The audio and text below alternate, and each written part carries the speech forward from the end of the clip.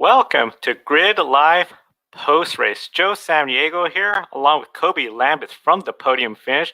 We welcome all our viewers to participate in the chat room. We'll love to answer your questions, share your thoughts, and how you're feeling after today's race. It was definitely a race where we're a little bit on the air late, traditionally on the air at noon. But you know what? We're a little late, but the good news, Romain Grosjean, he is alive and he'll be able to go home. Of course, we're all talking about that horrific lap one crash that occurred in today's race. The crash essentially coming out of turn number 3, which it will pull up on the track map right here. You come down the long main straightaway, turn 1, turn 2, the third corner right there. That's where we see cars accelerating. Romain Grosjean went across the track, looked like to try to avoid some cars slowing down ahead of him. Here's an image from the ESPN coverage in which he made contact with that wall nearly head on. The Armco barrier was a very frightening crash, of course. Definitely the red flag came out. The big thing, of course, we saw was his car was essentially split in half. As this image from the ESPN coverage will show, you can see Roman's car wedged in the Armco barrier. You could barely see the Halo device, how it essentially has pushed the Armco barrier up, making that safe space for Romain Grosjean's head. And then you can see, of course, the back of the Haas car just resting there, pretty much not in flames. It was the area in which Roman was trapped in was in flames. Now, thankfully, Dr. Ian Roberts ran to the flaming cell, got help Romain Grosjean. Roman was climbing out. He aided him. The chase car driver was there with the fire extinguisher, plus the corner workers were there doing everything they can to bring control to what it was a chaotic scene at the first lap of the Bahrain Grand Prix. Kobe, have you ever seen a crash like this and how organized the response was when Roman crashed? Well, Joe, I haven't seen a crash like this where somebody was able to walk away. Even just a little while later after this happened, just a few hours after the incident, I'm still in shock and disbelief that Roman Grosjean was able to walk away and he's alive. I remember we had a scare earlier this year. It was at the end of September in the Formula Two race. Where a car wedged under the barriers, and I think it might have been Luca Giotto, if I'm not mistaken. Yeah, and that was a really horrifying Formula Two crash. We thought something bad happened here, but luckily, Giotto was able to, and the others involved were able to walk away from that horrible crash. And when I saw Roman Grosjean climbing out of that car, and then all the flames around, I'll be honest, I was absolutely stunned, shocking, in disbelief because I thought something bad had really happened. Considering the angle of the crash going right through the Armco barrier, carbon split in half, and then and and I think that Roman Grosjean really had somebody watching above him today because if this had happened just 10 years ago, I think we'd be talking about a horrific tragedy right now, Joe. I'm afraid you're right. Had this occurred earlier, where it was 10 years ago, maybe even 5 years ago, before we had the Halo device, I'm afraid we would be talking about a tragic situation in today's race. Now, of course, the crash, it sent a lot of shockwaves across the motorsports fans, especially the image. Again, this is from ESPN coverage. When I saw that occur and just that fireball, I was right away shocked, scared, all the emotions, all the thoughts about what could have possibly happened. Thankfully, we're just so relieved that Roman's okay. And of course, we definitely want to hear from our viewers in the chat room, where on YouTube, Facebook, Twitter, Periscope, because we know we're all still reliving essentially the shock, the feelings from that crash, and definitely want to hear from you. Share your thoughts and opinions and any questions you may have. Of course, many are questioning essentially with the race, how can a driver continue racing? One of the things, of course, with car racing, this is what they do as a driver. We saw a bunch of them watching the replays on pit road. But the big thing, of course, once he came out, everyone had a huge relief, including us, that Roman was okay. Of course, the race did resume on. Lewis Hamilton took the win. On the restart, we saw Lance Stroll upside down after contact with Daniel Kvyat. So it was a much longer race than we expected. It's Kobe. With everything that happened in this race, and especially next week, we come back here, Bahrain, but it's going to be the almost oval layout. Does this race serve as a wake-up call, especially since with what we saw today on the safety of the drivers? Yeah, Joe, definitely gonna serve as a wake up call. And next week they're gonna be setting lap times under 1 minute at what they're calling the almost or near oval layout. I think it's actually called the Bahrain outer circuit. Yeah, it's kind of gonna be like a reverse oval or whatever. But honestly, what we saw in today's race, that's something I expected to see next week, not today in the regular Bahrain layout, because next week the race is going to be really insane, fast fast lap times. You're going to see how fast these cars can fly. It's certainly going to be interesting to see how close they're going to be in qualifying lap times. Slipstreaming is going to be very important in this in next week's race, and and yeah, definitely, it's a huge wake up call, because nobody expected to see all of the crazy things that we saw today.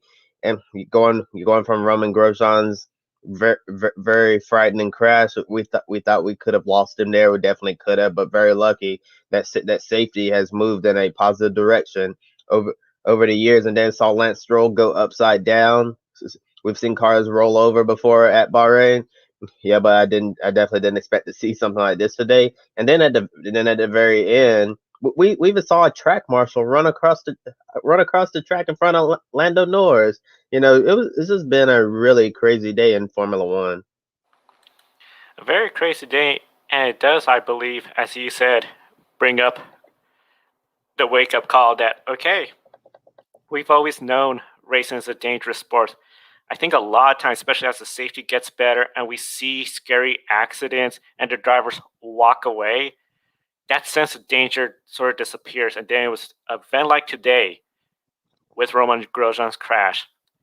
And the one thing, of course, when they're in that almost oval configuration, the car is going to be set up differently for these faster lap times.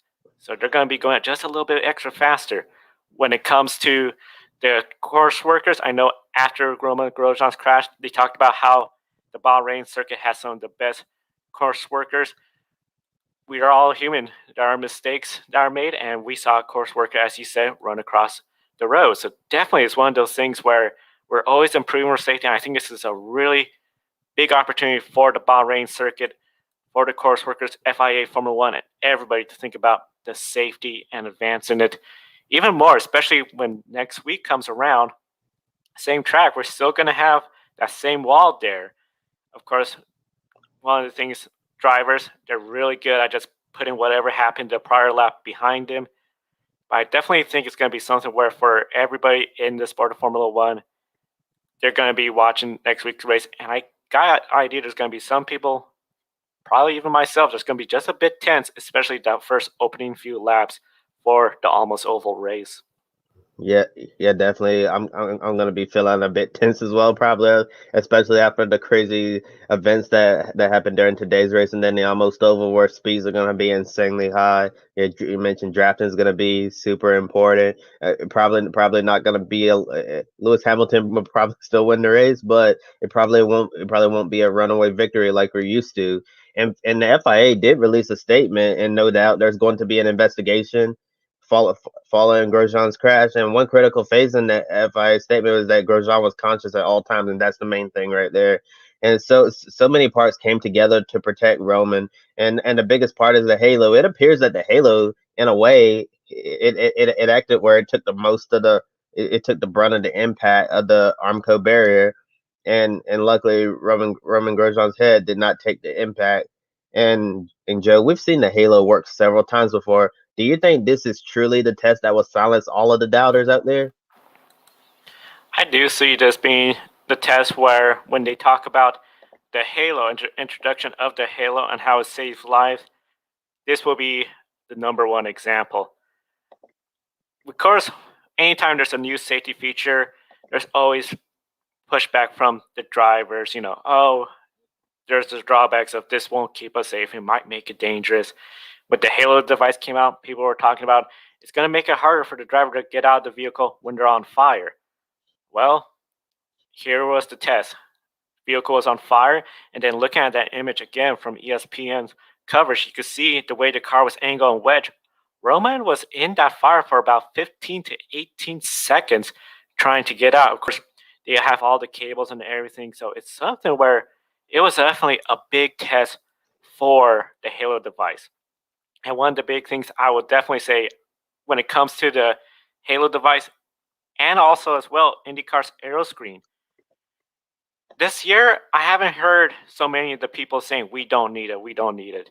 It seemed to really die down, especially I know we've had some incidents like Charles Leclerc's Halo device protecting him from Fernando Alonso's car. This year, the aero screen, how it done its work when Colton Herta and Rinus VK got together. Now that we saw this incident, I think nobody's going to be talking about, hey, we can't see the drivers.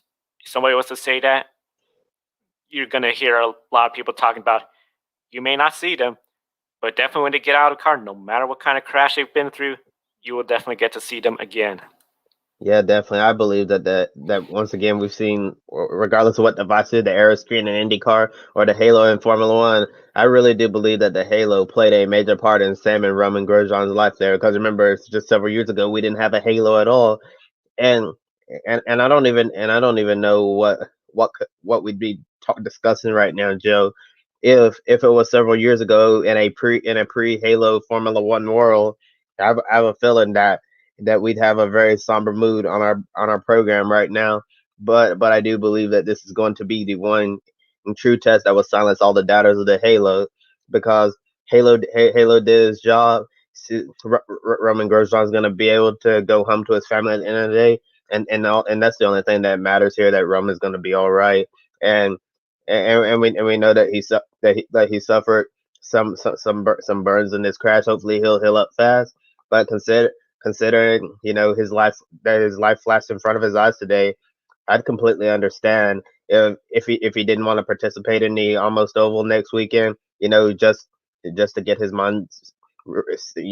get his mindset correct for the final race in Abu Dhabi, because that was a really scary crash. And I know if I was in a situation like that, I might take a week to just gather all of my thoughts so I can reset for what could be the final Formula One race of my career. And many are questioning the placement and angle of the wall that Grosjean hit. And of course, Bahrain is a Grade 1 circuit, so it met the FIA standards. Does this remind you of the 2008 incident in which Jeff Gordon at Las Vegas had a concrete wall angled for track crews to enter?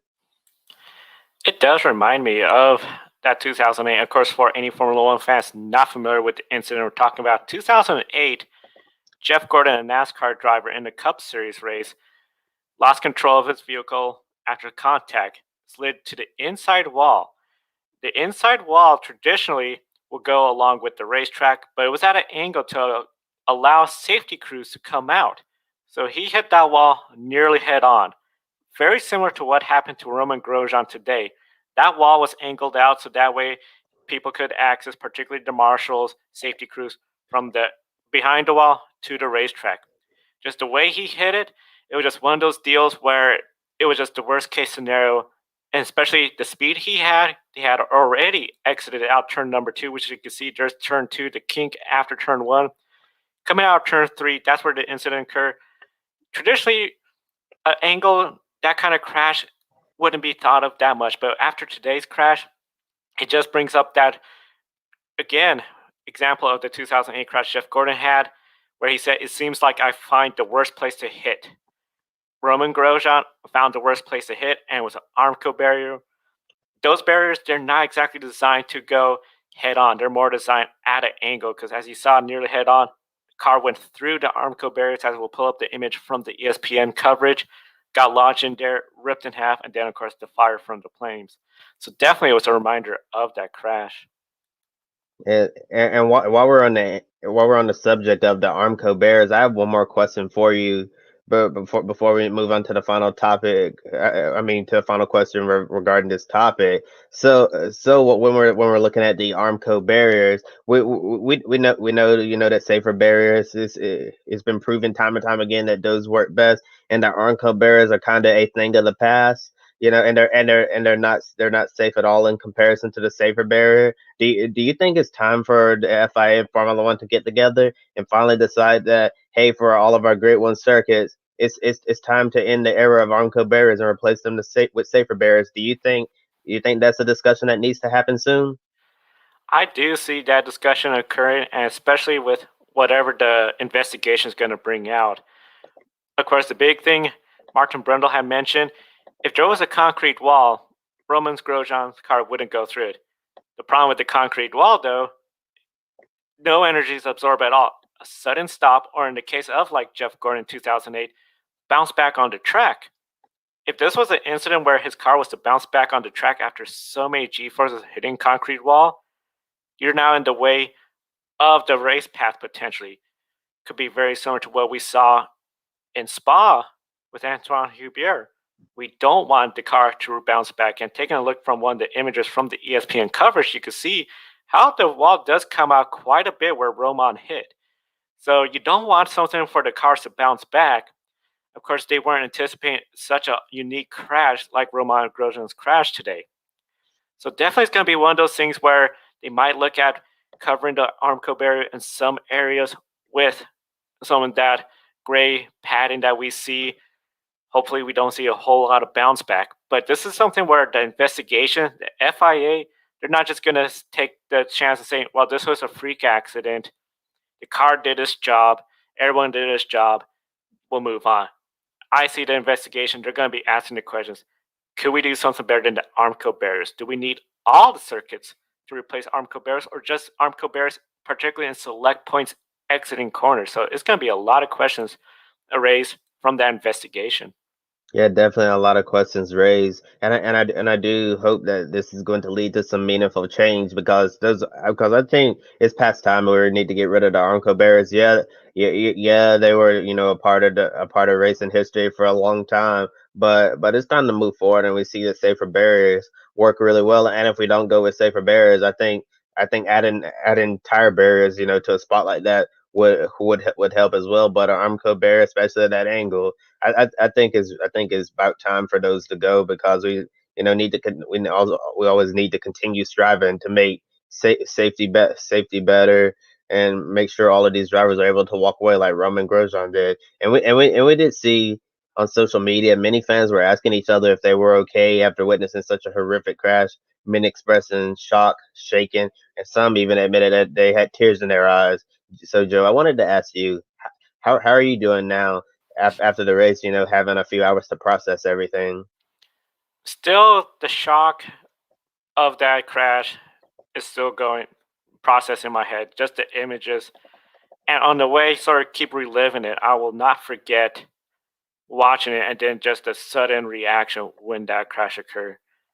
And it's just something where very similar to we saw that horrific accident earlier this year in NASCAR with Ryan Newman. It's one of those moments where you're gonna remember where you are, and I'm just so grateful that we're talking about any fatalities, not talking about more tragic situation. I can remember watching car racing since 1992. I've seen my fair share of fatal accidents live on television. It's not something I don't want more race fans to go through. It's really hard, and it does bring back a lot of sort of that shock, questions about why motorsports. But at the end, I love motorsports just as much as you do as well. How are you doing? Because I know you were watching the race as well when this occurred. Yeah, Joe, I like I couldn't believe it because as soon as I saw that impact, I was thinking, oh no, you know that sick feeling in your stomach you get when you think something bad has happened. That's the feeling I had, and it felt like it took forever for Grosjean to get out of the car. Although I believe it took less than 30 seconds, I believe, for him to get out. And once he got out, I was just like, no way he's alive, no way. And then to see him, just to emerge from the flames, that was such a powerful scene because with this Haas F1 car had been split in half. That was such a horrible sight to see. And I'm just at a loss of words right now because when something like that happened, you think of it. We think of the racing community as a family, and seeing something like that, you think it's like one of your family members out there. Yeah, so Yeah, so I was thinking like, what if that was my loved one, in that crash, and and if I saw that, I would have been a mess completely. It's so emotional, and and although Roman Grosjean was not a member of my family, it was still, it was just still terrible to watch something like that. And I'm just so glad that he was able to walk away from such a terrible crash. It was something that I won't forget for a very long time. Yeah, I won't forget for a very long time. And definitely we encourage our viewers out there, feel free to participate in the chat. Let us know how you're feeling, how you're processing everything, because we all went through that together.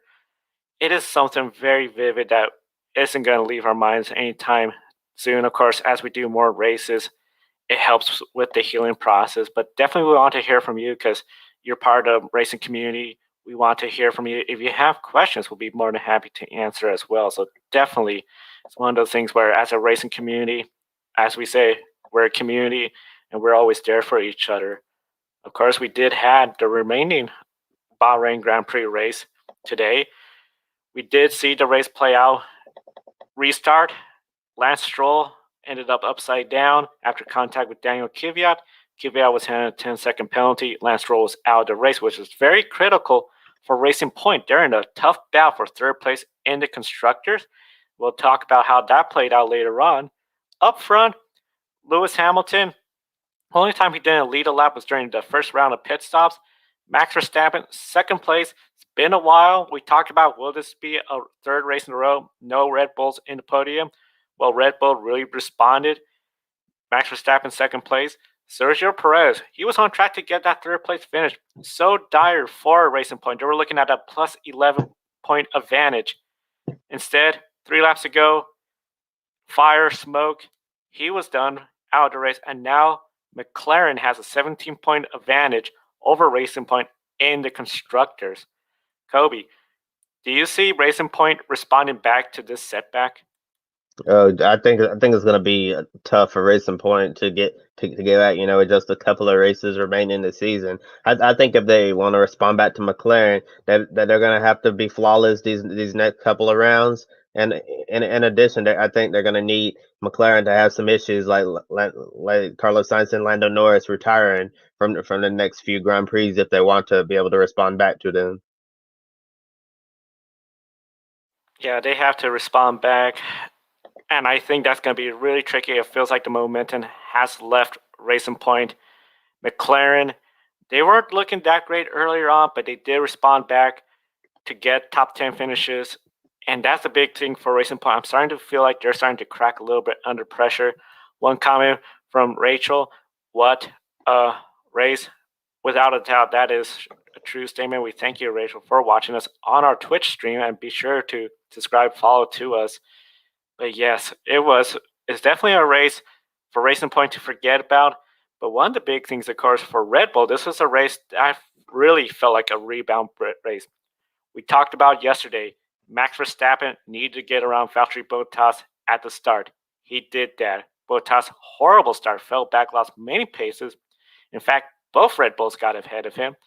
And Alex Albon, good race, fourth place, didn't have the pace, but of course he got that podium when Sergio Perez went out. So both Red Bulls got on the podium today. Do you feel Red Bull is back?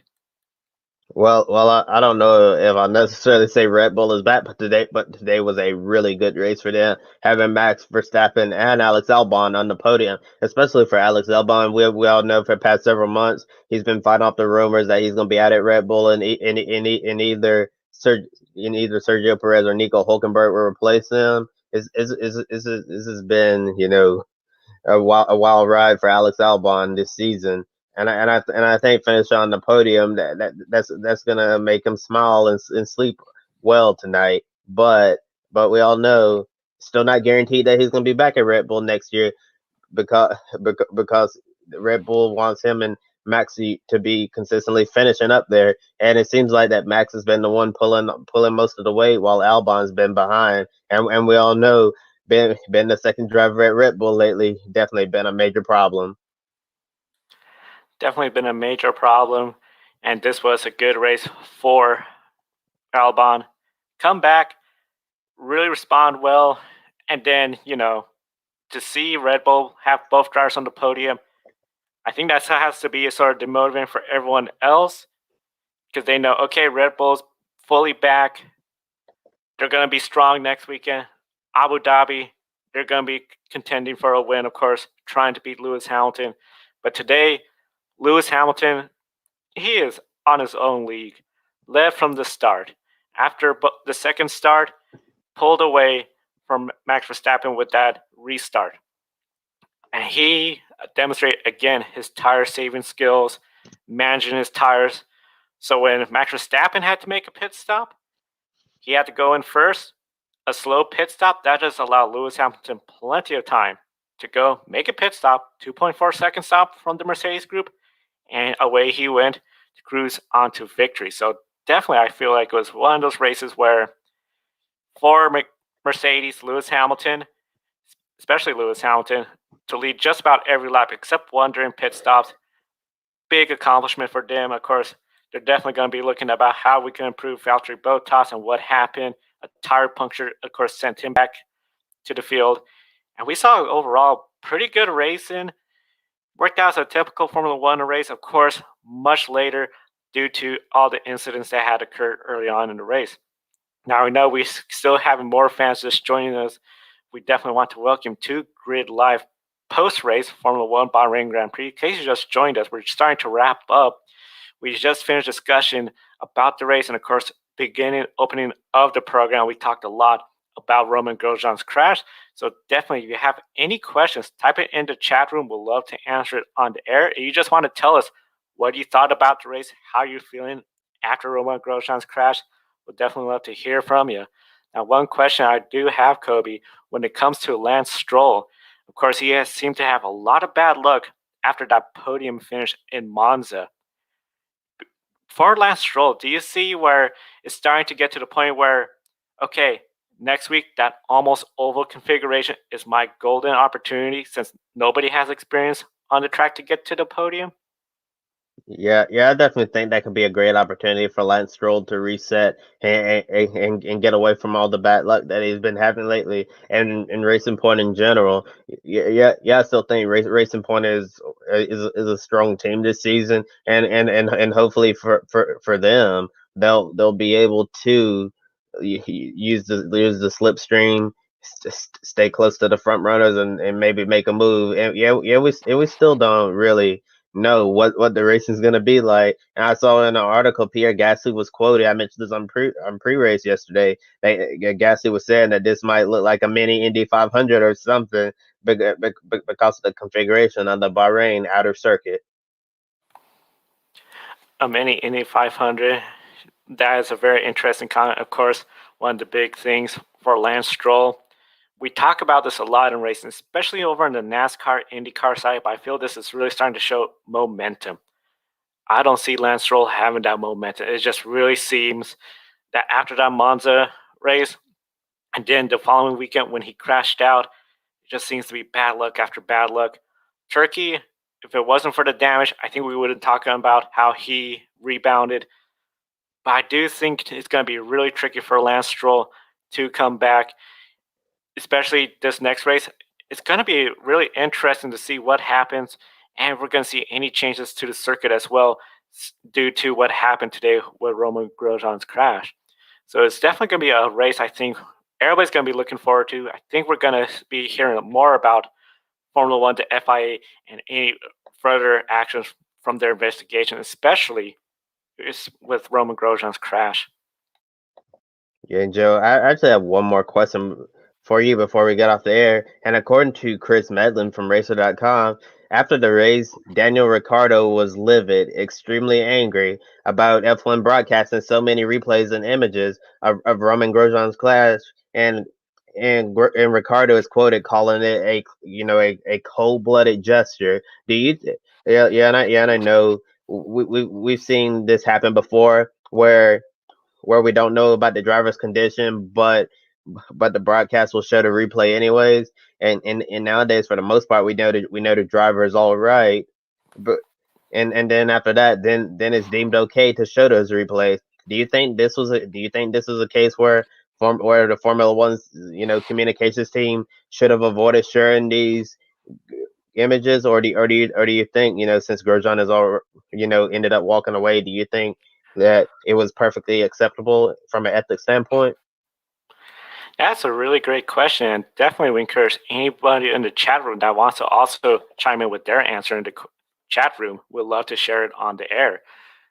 When it came to the crash, I know as soon as the crash happened and the cars start to leave that straightaway, we didn't see any replays. The first sight of Romain Grosjean in the safety car, as soon as everyone saw that he was there talking, didn't have his helmet on, he was appeared to be okay. And then once it seemed like he was okay, just minor injuries, that's when the replays started coming. And I feel that is a fair practice. I recall when Greg Moore crashed in Fontana, California, that was a horrific crash. They didn't show any replays throughout the entire race. Then, of course, later on in the race, we found out we had lost Greg Moore. Same with Dan Weldon after that crash. I know they still showed replays, particularly because there was so many other vehicles involved, but they didn't really show what the impact Dan Weldon had. So I do feel it's fair with what Formula One did by not showing the replay when we didn't know Romain Grosjean's crash. Once we knew he was okay, especially that he was able to climb out that car, jump toward Dr. Ian Roberts, walk with Dr. Ian Roberts towards the safety car. Yes, he's being medically evaluated. Looks like minor injuries, potentially some broken ribs. It's going to be some time to recover. But as motorsports, this is part of racing. I sort of hate to say that. People are going to want to know, well, what happened to Romain Grosjean? What caused his injuries? Okay, here's the crash. It's part of the race that we cannot deny.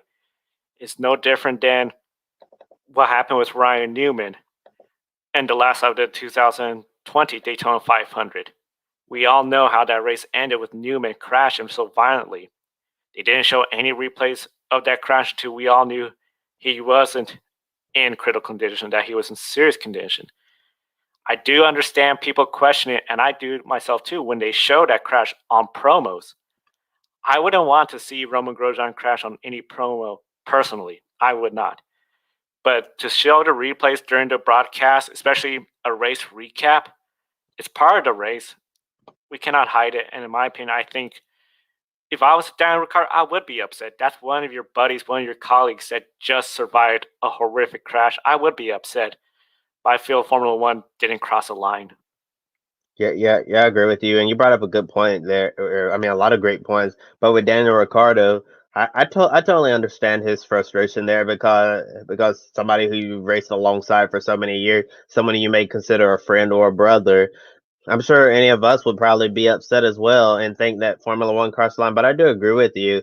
I think Formula One handled this situation the best way they possibly could because as soon as we knew Grosjean was all right, then they started showing the replays. And I think from an ethical standpoint, that that is perfectly fine, and there was nothing wrong with that. Yeah, and obviously don't want to see that in a crash promo like we've seen NASCAR do a lot over the years. It's still very upsetting to me that we see Ryan Newman's crash in promos on TV. Think that's in poor taste, but that's a story for another day. But but but with Roman Grosjean's incident, I think when they were, it would have been bad, if they had immediately, shown the replay. Let's say if if Grosjean had been more seriously hurt and Formula One decided to show the replay, not knowing his condition, then I think that's where they would have crossed the line. But in this incident, I think they were perfectly fine and handled it in the most professional way possible.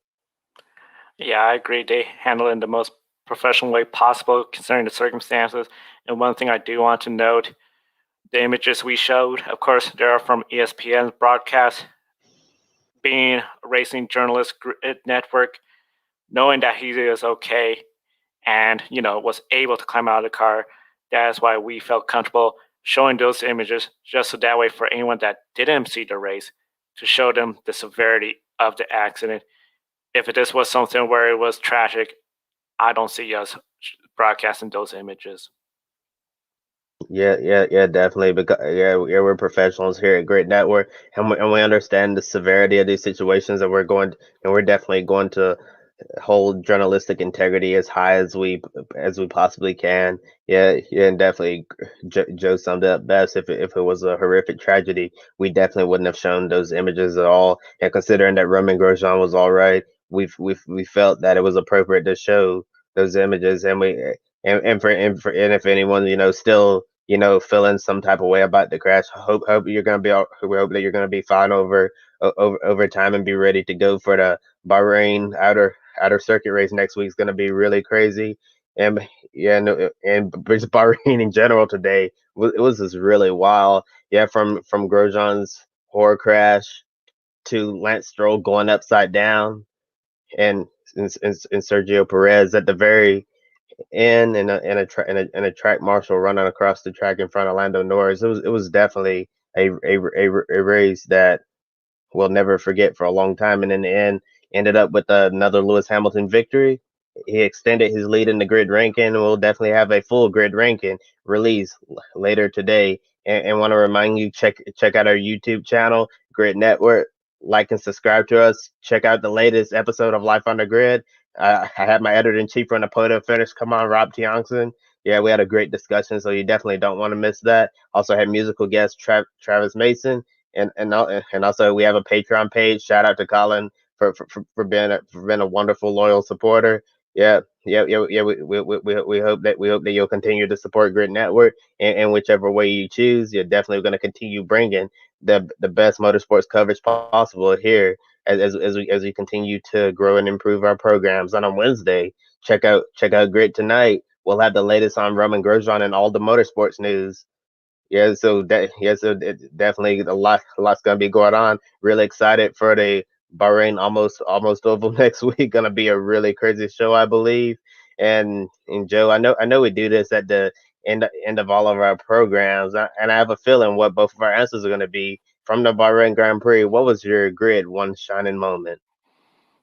The shining moment has to easily be seeing the safety response team responding to Roman Grosjean's crash. From the chase vehicle on that first lap, this is why we had to on that first lap following the field. Seeing Dr. Ian Roberts not once but twice jump out of that safety vehicle, run to the driver to aid them. He had to be fire extinguished, helping out Roman Grosjean.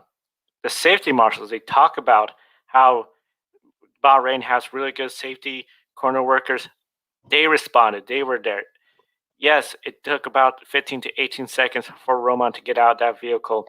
But of course, being tangled with the Armco barriers, that is a little bit tricky. But at the end, everyone, including the car, did their part. And I think the big shining moment has to be for all of them, in my opinion, heroes for what they did today. The heroes on track and for the engineers that made this possible for Roman to climb out of that car. Definitely, I agree with everything you said. That's my great one shining moment as well. Yeah. As the day started off, with a lot of nervousness and mixed feelings. Really crazy seeing an incident like that. I think we can end on a positive note, knowing that Grosjean was able to walk away from a crash that we mentioned 10 years ago. Probably would probably be talking about something much different and much worse right now. So yeah, so definitely kudos to all of the people that helped out Roman Grosjean there, and for all of the people who work out, who build these safe cars, these safe cells. So and to whoever designed the Halo, kudos to all of them, because without all of that working in you know with all of those working in Roman's favors here. I really do think that something really bad could have happened. So he's so definitely going to end on a positive note, knowing that Roman Grosjean is going to live to see another day, and he's going to be able to go home to his family. And I'm sure they're going to be really excited to see him once he goes home. And for Joe Samniego, I'm Kobe Lambert from the Podium Finish.net. We want to thank you for watching, and I hope you have a wonderful day.